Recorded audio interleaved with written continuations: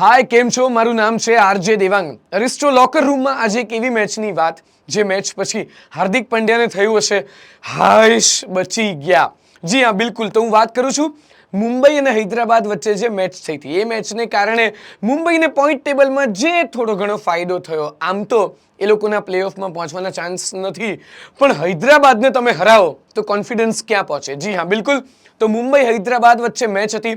સૂર્યકુમાર યાદવ આના કારણે જીતી શક્યું. બાકી આ મેચ 200ની નીચે હતો સ્કોર ચેસ કરવા માટે મુંબઈને, તોય ફાંફા પડી ગયા, જેને ગુજરાતીમાં કહેવાય ને એવું થાત.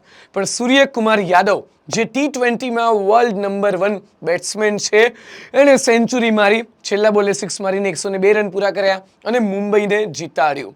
મુંબઈના પ્લેયર્સ ખુશ તો બહુ થયા, પણ બહુ મોડું થઈ ચૂક્યું છે. ચાન્સીસ તો એવા જ છે કે મુંબઈ નહીં પહોંચે, પણ આ હારથી હૈદરાબાદને નુકસાન ચોક્કસ થયું છે. 12ની જગ્યાએ એ લોકોના 14 પોઈન્ટ થઈ શકતા હતા, પણ હવે એ લોકોએ હજી એક મેચની રાહ જોવી પડશે. તો બસ, અરિસ્ટો લોકર રૂમમાં હું આવી રીતે બીજી એક મેચની વાત લઈને પણ આવીશ. આવજો.